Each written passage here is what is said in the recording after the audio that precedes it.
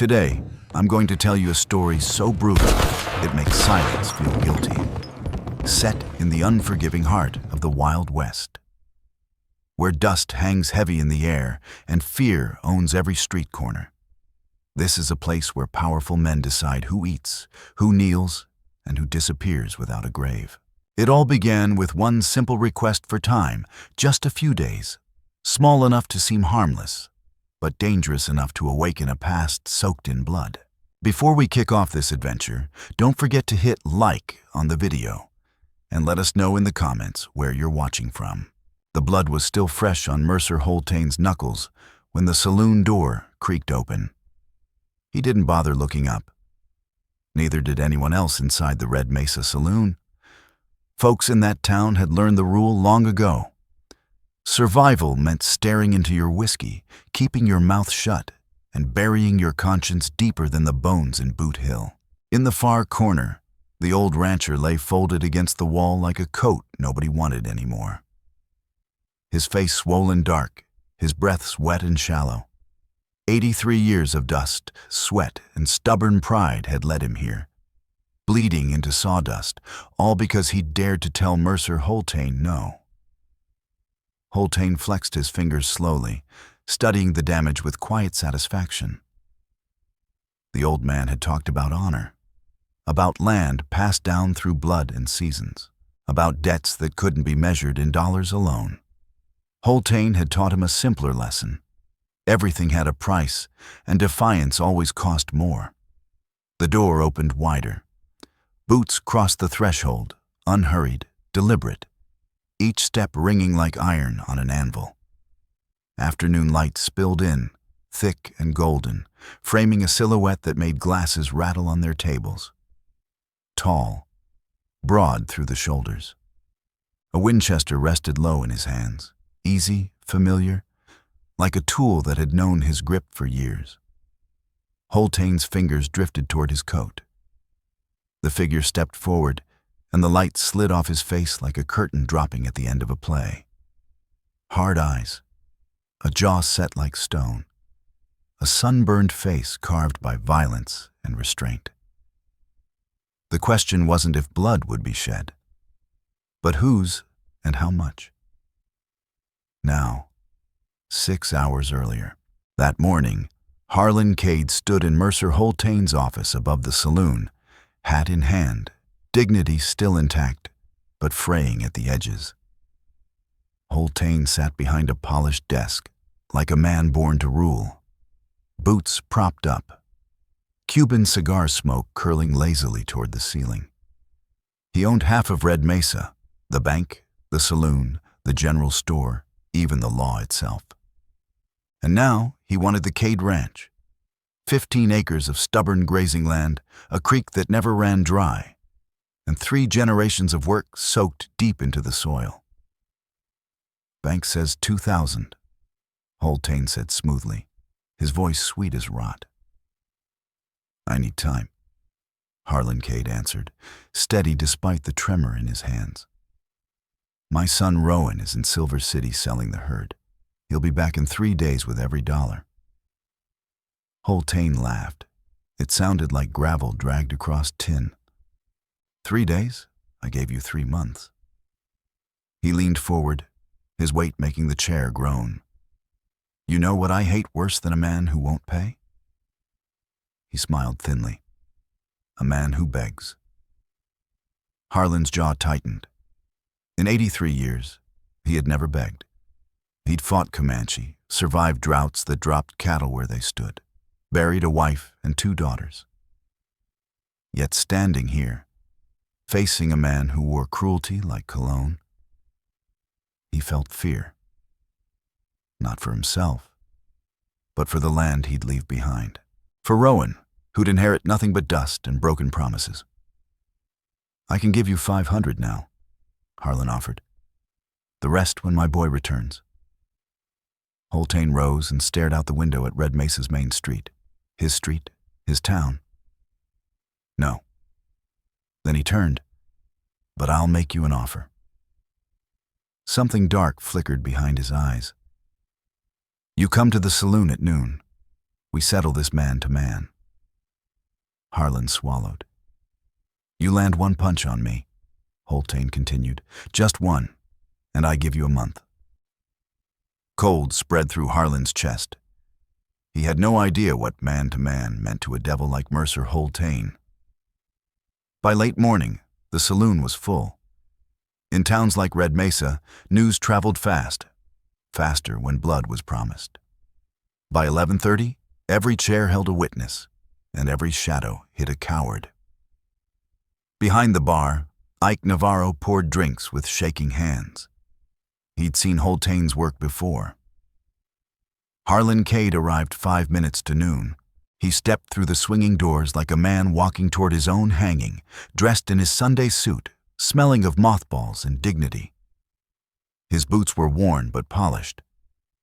If he was going to face Holtain, he'd do it as a man, not a beggar. Holtain sat at his usual table.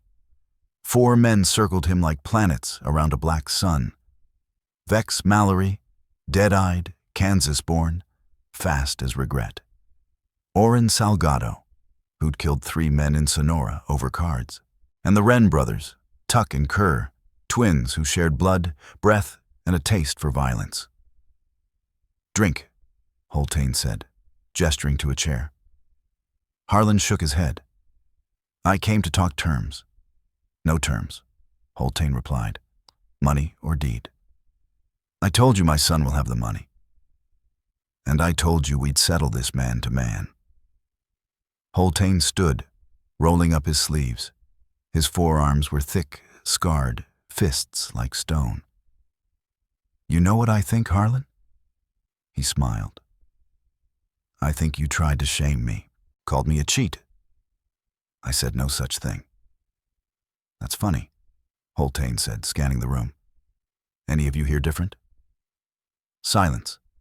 Then Vex Mallory nodded. "Heard it plain." Orrin Salgado grinned. "So did I." The Wren brothers laughed together.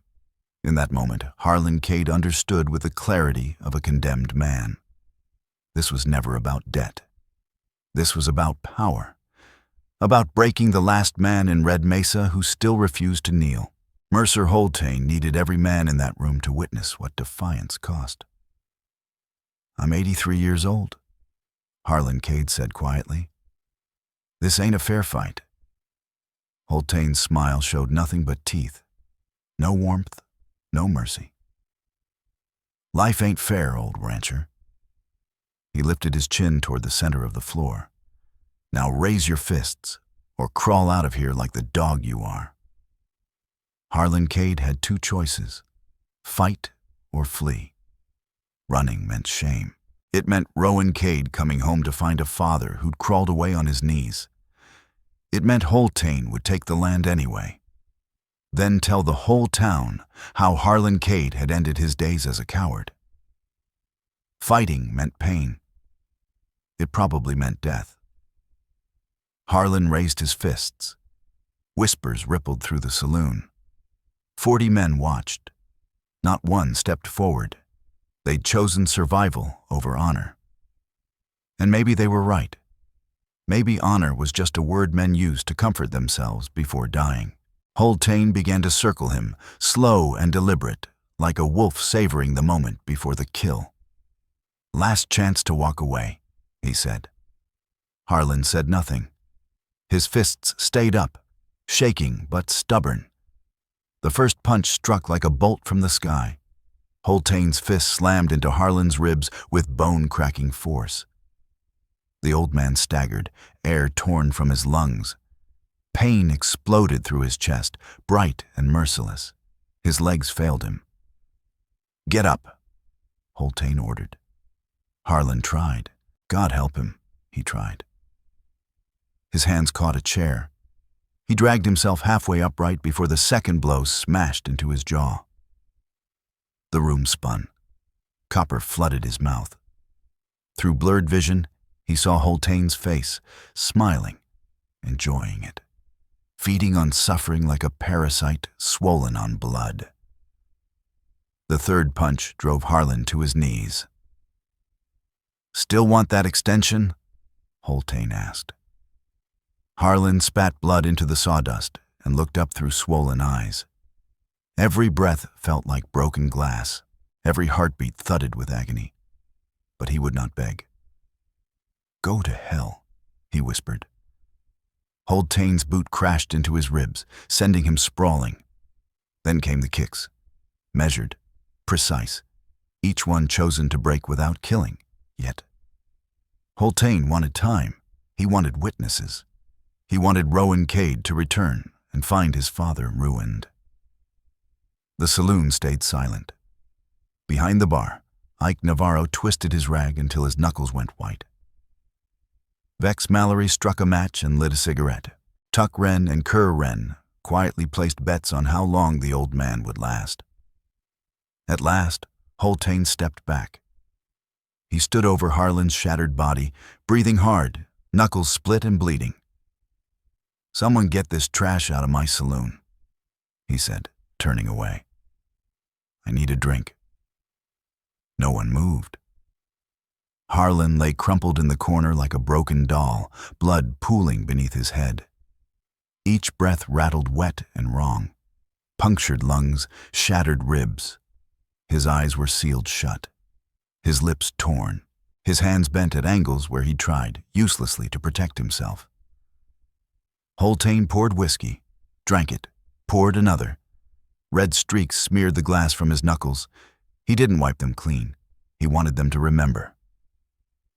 "I said get him out," Holtain snapped again. Still no one moved. Not out of compassion. In Red Mesa, compassion was a luxury no one could afford. Touching Harlan Cade meant admitting what they'd witnessed, becoming part of it, so they sat frozen, staring into their drinks, praying Holtain's gaze would pass them by like a bad wind. Finally, Vex Mallory stood. He grabbed Harlan by the collar and began dragging him toward the doors. The old man's boots carved twin red trails through the sawdust. "Wait," Holtain said. Mallory stopped. Holtain knelt beside Harlan's barely conscious body and leaned close enough to whisper. "When your boy comes back, tell him the land's mine now, and if he's got a problem with that, he knows where to find me." Harlan's lips moved. No sound came. Holtain laughed, rose, and kicked sawdust over the blood. "Get him out of here. He's making the place ugly." Mallory hauled Harlan through the doors and dumped him onto the boardwalk like yesterday's refuse. The sun beat down without mercy. Flies had already begun to gather. Etta Whitmer, stepping out from the general store, froze when she saw the shape on the boardwalk. She gasped, clapped a hand over her mouth, and hurried past without stopping. Across the street, Dr. Sylvan Brooke noticed as well. He slowed, looked once, then turned his eyes away and kept walking. That was Red Mesa. People survived by not seeing. Inside the saloon, Mercer Holtain struck a fresh match, lit another cigar, and leaned back into his chair. Cards were dealt. Chips clinked. The game continued as if nothing unusual had taken place, because to Holtain, nothing had. This was business. Just another ordinary afternoon of owning land, men, and silence. The clock on the wall read 12:47 p.m. Rowan Cade would reach Red Mesa in roughly 5 hours. And when he did, the town would learn what Holtain had forgotten. Some debts couldn't be settled with money. Some demanded blood. Rowan rode in at 5:43 p.m. Saddlebags heavy with cash from the cattle sale. $2,300, every hard-earned cent. Enough to clear the debt. Enough to save the land. Enough to breathe again without the weight crushing his chest. He was smiling as he passed the general store. Etta Whitmer spotted him, went pale, and rushed inside, bolting the door behind her. Rowan noticed, but didn't linger on it. Red Mesa had always been a place where people acted strange for reasons best left unquestioned. He swung down outside Dr. Sylvan Brooke's office, already thinking of his father's aching joints. With the extra money, maybe they could finally afford something better than whiskey and boiled bark. The door opened before Rowan could knock. "Your father," Brooks said quietly.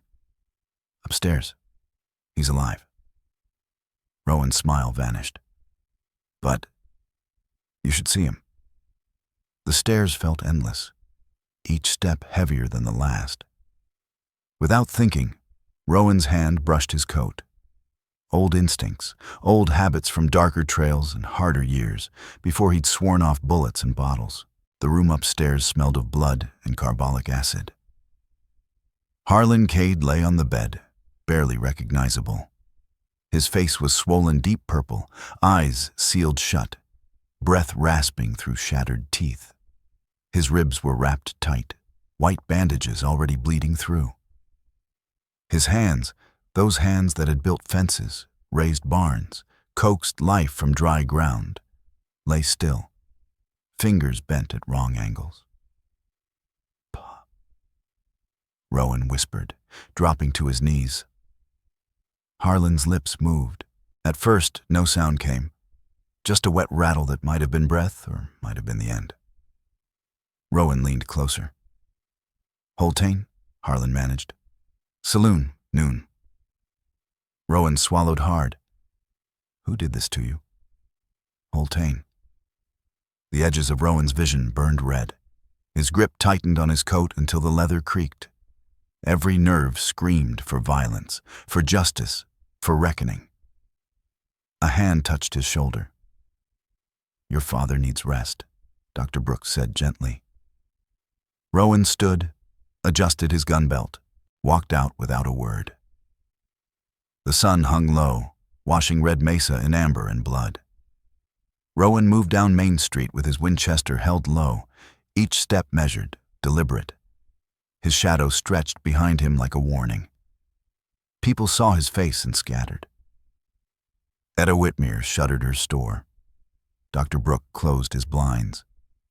Even the dogs slunk into alleys, sensing something ancient and unavoidable in the air.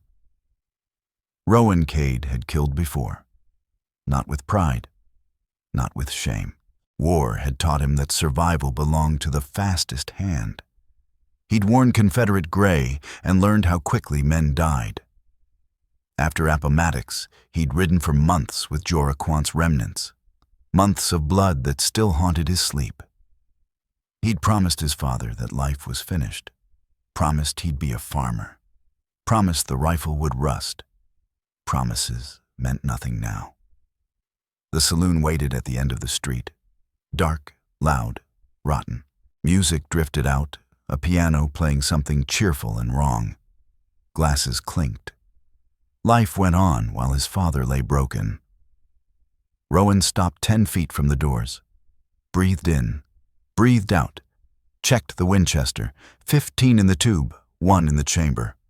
Enough. His reflection stared back from the window.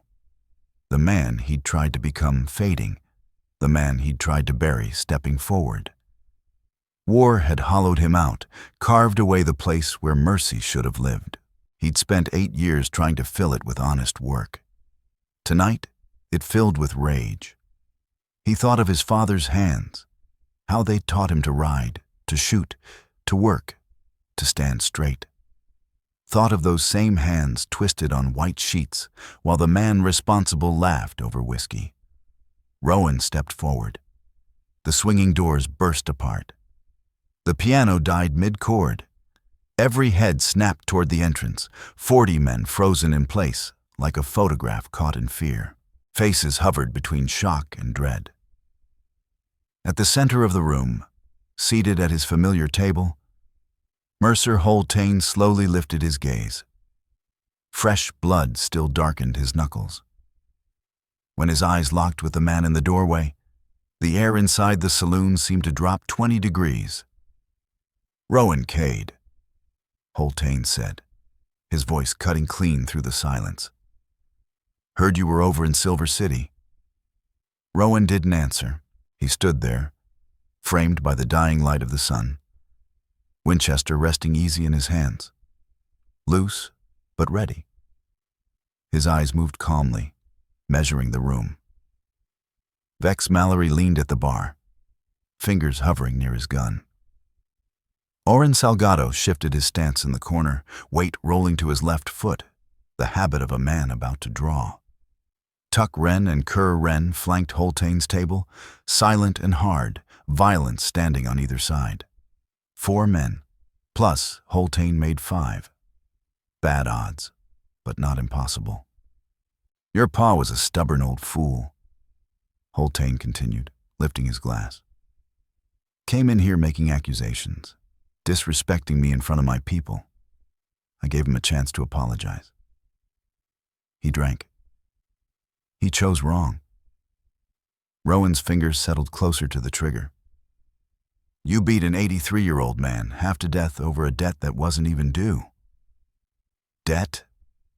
Holtain laughed. This was never about money, boy. This was about respect, about knowing how things work around here. Your town? Holtain nodded. That's right. My town, my rules. He rose slowly. The floorboards groaned under his weight. You got something to say about that? Rowan stepped forward, 3 measured steps. The saloon doors swung shut behind him with a sound like a coffin ceiling. I've got $2,000 in my saddlebag, Rowan said evenly. 300 more than we owe. I'm paying the debt. I'm taking my father home. He didn't blink. And you're staying away from the Cade land. Holtain smiled. It was all teeth, no warmth. I don't want your money anymore, Rowan. I want your land. And when your old man dies, which he will, maybe tonight, I'll take it. All of it. He gestured lazily. Everything's legal. Sheriff Alden Cross already drew up the papers. The sheriff sat hunched in the corner, eyes fixed on the floor. Bought, paid for. Silent, just like the rest of Red Mesa. So here's how this ends, Holtain said. You turn around, you walk out, and after your father's buried, you sign the deed. He nodded toward his men. Or things get ugly. Rowan's grip tightened on the Winchester. Or, he said quietly, I kill every last one of you and let the law sort it out. The room stopped breathing. Men flattened against walls, slid behind tables, measured angles, distance, survival. No one wanted to be brave. Heroes ended up in Boot Hill with lies carved into stone. Better to live a coward than die honest. Vex Mallory shifted his stance. His hand hovered inches from his Remington. Big talk for one man, he said. One man with 15 rounds, Rowan replied, eyes still on Holtain. Question is, who wants to be first? Oren Salgado let out a nervous laugh. He's bluffing. Am I? Rowan asked, his voice cold as winter steel. I rode with Jorah Quant, he continued. Ask anyone who survived Lawrence. Ask about Northfield. Ask about the 15 men I put in the ground before I turned 23. Holtain's smile flickered. He'd heard the stories. Everyone had. Rowan Cade, the farmer's son turned killer. The war rider who walked away and tried to bury his past beneath dirt and crops. But stories were just stories. Holtain trusted facts, money, fear, ownership. He owned the sheriff, the bank, the town. One man with a rifle couldn't change that. You pull that trigger, Holtain said carefully, and you're dead before you hit the floor. Mallory alone could take you. Rowan glanced at Vex. Maybe, but you'd be dead first.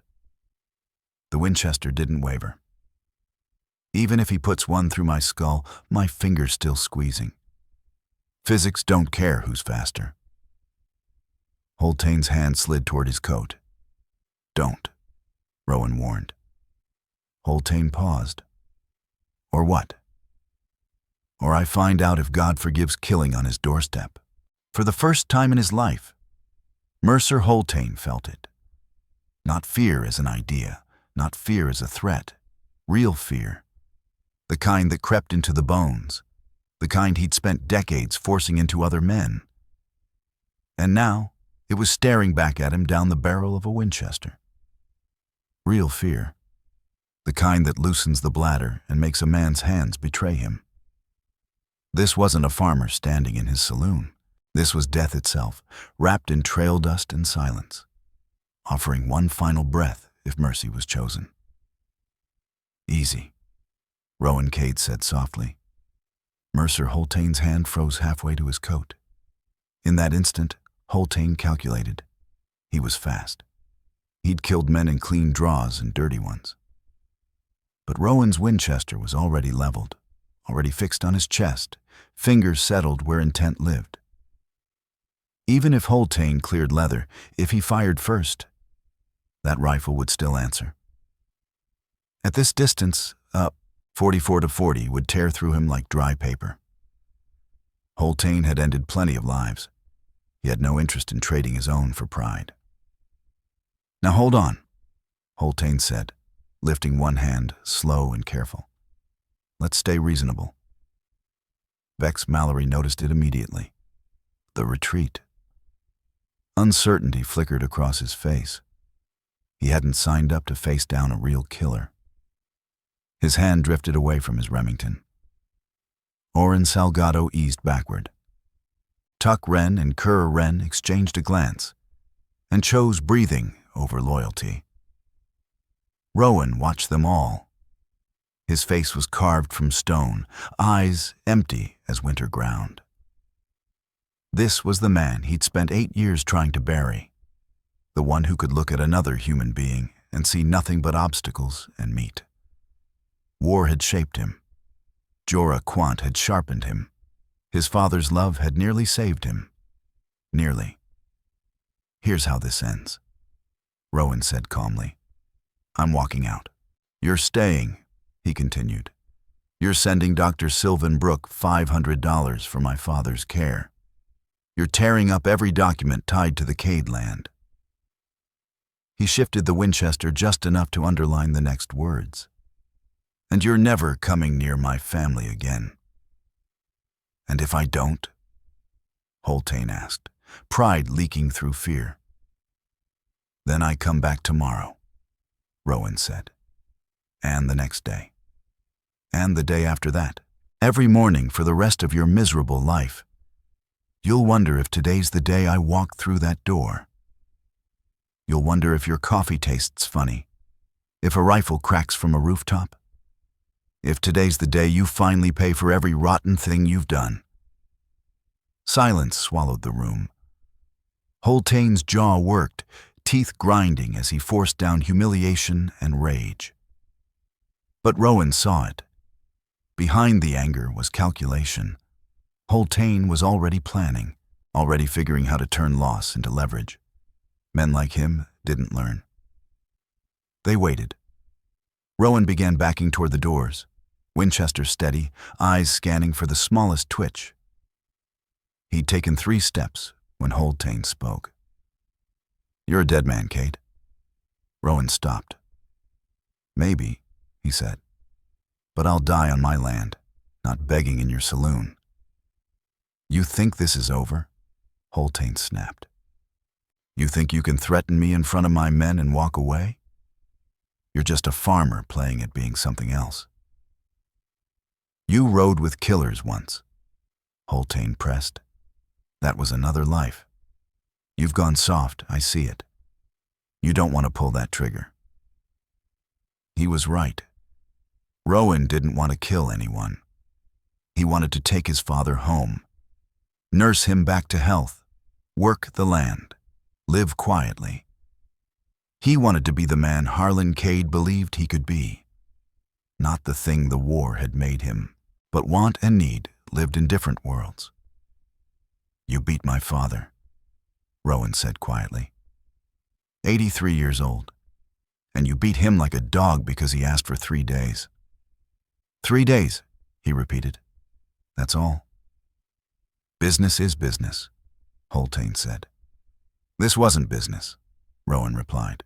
"This was cruelty. This was evil. Holtain's face flushed red. Don't preach to me about evil. I know your past. Lawrence, Kansas, how many men did you shoot in the back?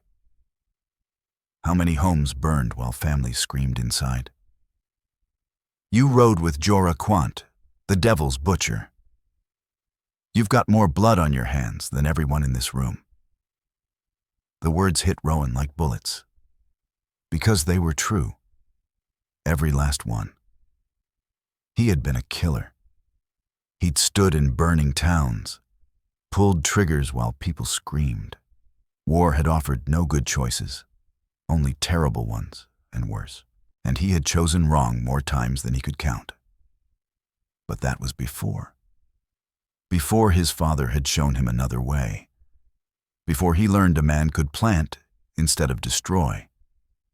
Before he understood that building mattered more than breaking. Holtain mistook the hesitation for weakness. His hand went for his coat. The Winchester spoke. Bang!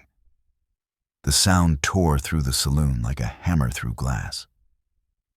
Mercer Holtain's Colt barely cleared leather when the 44-40 slug tore through his right shoulder, spinning him sideways like a toy top. He slammed into his table, cards and chips exploding into the air, whiskey glasses shattering as they hit the floor. Blood sprayed across the wall behind him in a dark fan. His scream tore out of him, part fury, part disbelief, part raw animal pain. Rowan Cade worked the lever without thinking. The Winchester cycled clean, brass clinking as the spent casing bounced across the floorboards. Stay down, Rowan said. But Vex Mallory was already moving. His hand snapped toward his Remington, muscle memory taking over. Rowan pivoted and fired. Bang! Mallory's gun cleared the holster just as the round hit him square in the chest. The bullet punched through his sternum and burst out his back in a red cloud. He staggered 2 steps, stared down at the hole in himself with pure confusion, then collapsed onto a card table that folded under his weight like wet paper. He was dead before he finished falling. Oren Salgado broke for the rear door. Rowan let him go. He hadn't come for Salgado. He hadn't come for anyone but Holtain. Tuck Wren and Kerr Wren stood frozen, hands raised, eyes wide. We're out, Kerr blurted. Whatever this is, we're not part of it. Rowan nodded once. Then leave. Now. They didn't wait for a second invitation. They nearly tripped over each other, rushing for the door. The saloon emptied fast. Men who'd watched Harlan Cade get beaten without lifting a finger, now stampeding to save themselves. Within moments, only 5 figures remained. Rowan, Holtain bleeding on the floor. Ike Navarro pressed flat against the bar. Sheriff Alden Cross crouched in the corner, pale and shaking. And Grim Hollis, too drunk to understand, the world had changed. Rowan crossed the room toward Holtain. Each step echoed heavy and final. Blood pooled beneath Holtain's shoulder, spreading across the planks like a black flower. His face had gone gray, sweat slicking his brow, breath shallow and panicked. You shot me, Holtain rasped, as if stunned by the idea itself. You drew first. You're a dead man. Rowan knelt and pressed the Winchester's barrel against Holtain's forehead. Cold steel met burning skin. So are you, Rowan said. Question is, do you die today, or do you live long enough to learn something? Holtain stared up at him, eyes full of pain, hatred, and something new. Consequences.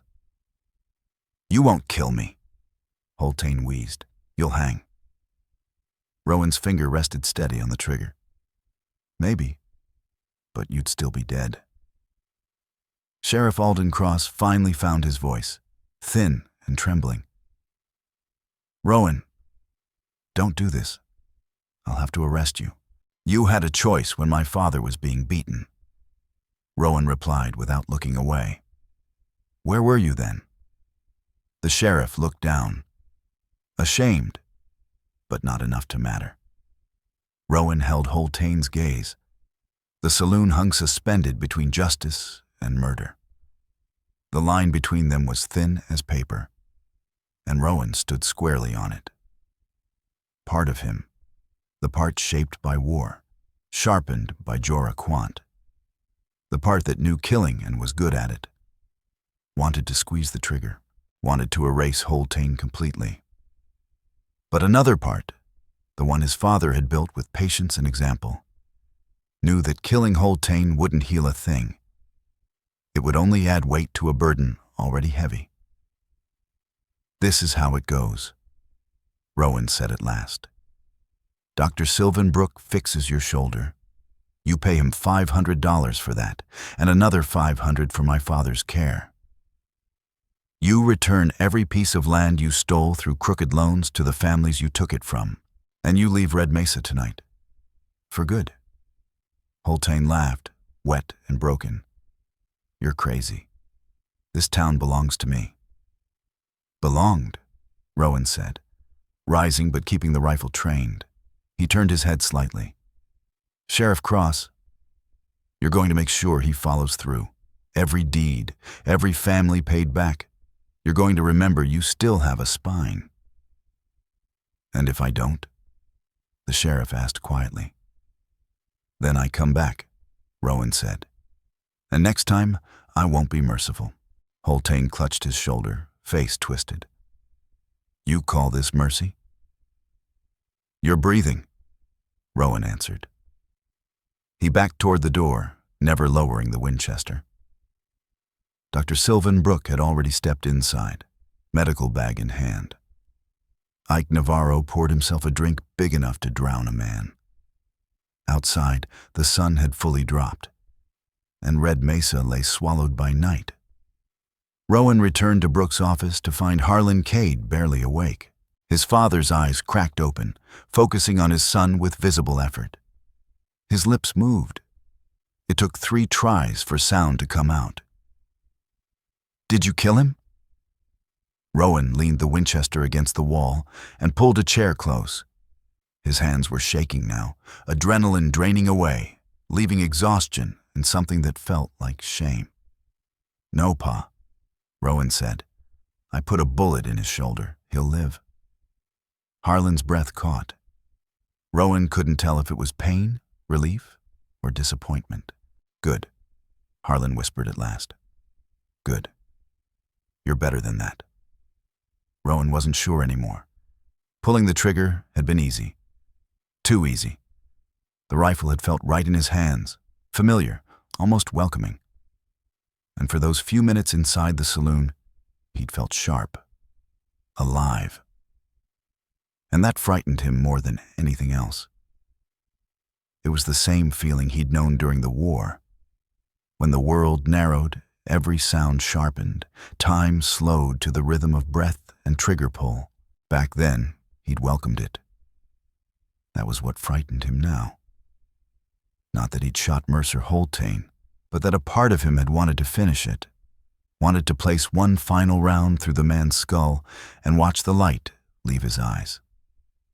The thing Rowan had locked away for 8 long years had slammed against its cage, and the bars hadn't held like he'd prayed they would. "I'm sorry, Pa," Rowan whispered. "I tried to be the man you wanted." Harlan Cade's broken hand reached out, found Rowan's, and squeezed with a strength that surprised them both. "You are," Harlan said softly. "You stopped. That's what matters. You could have killed him. You didn't." Rowan swallowed. "I wanted to." "Everyone wants to," Harlan murmured. "Good men don't." Outside, horses moved through the night. Holtain and what was left of his crew riding out of Red Mesa, bound for wherever men like him went when their kingdoms collapsed. Sheriff Alden Cross would either honor the transfers and make things right, or Rowan would come back and remind him why he should. Either way, the Cade land was safe. Harlan's breathing slowed, slipping into sleep or unconsciousness. At that point, the line between them was thin. Rowan sat in the dark, the Winchester resting across his knees, wondering if redemption was real, or just a story men told themselves to survive their past. Dawn would bring answers, or more questions. In Red Mesa, you never knew which you'd get. 3 weeks later, Harlan Cade died. Not from the beating, though it hadn't helped. His heart simply gave out one quiet morning while Rowan was feeding the chickens. Dr. Sylvan Brooks said it was quick, peaceful, probably better than lingering. Rowan wasn't sure what was better about dying at all. They buried Harlan on the farm, on the hill overlooking the creek, land worked by 3 generations, sweat sunk deep into soil worth keeping. Half the town attended. Not because they'd helped when it mattered, but because guilt weighs heavy and funerals offer absolution cheaper than whiskey. Holtain never returned. Last Rowan heard, he'd set up in Tucson, running the same schemes on new victims. Men like that didn't change. They just relocated. Sheriff Alden Cross surprised everyone by actually doing his job. 19 families got their land back. The bank changed hands. Slowly, Red Mesa remembered what it felt like to be a town instead of a cage. Rowan worked the farm alone now. 15 acres felt larger without his father, and emptier. The crops still grew, the cattle still grazed, the creek still ran. But something vital was gone, leaving only routine and memory. Some evenings, Rowan sat on the porch with the Winchester across his lap, watching the sky bleed red and gold as the sun sank low. He thought about that moment in the saloon, holding a man's life and choosing mercy over murder. Had it been the right choice? He still didn't know. His father would have said yes. Would have said killing Holtain would have killed something in Rowan, too. The last piece of him that could build instead of destroy. Plant instead of burn. Maybe Harlan was right. Maybe mercy mattered more than justice. Or maybe Rowan was just a killer who'd gotten lucky once, who stepped back from the edge before falling, knowing gravity never cared about good intentions. The sun went down. Stars filled the sky. The Winchester stayed clean and oiled, ready for the day mercy wasn't enough. In the West, you prepare for the worst and hope for the best. And if you're very lucky, you die before learning which one finds you first. Finally, let me send my deep thanks to you. We appreciate you more than you think. If this tale stirred something deep inside, we invite you to remain part of this frontier of memories. More true stories of honor, compassion, and destiny are waiting for you here. Subscribe, share, comment, and thank you for riding with us today. Aviso legal. Disclaimer. Our content is designed for artistic and entertainment purposes and may reinterpret historical themes using fictional touches. We apply AI tools thoughtfully, only to support production, while keeping human supervision over editing, emotional tone, and narrative coherence. We always comply with regulatory guidelines for AI-based media and avoid deepfake practices or identity manipulation. All supporting components remain legally sourced. Please ask for authorization before sharing or adapting any segment.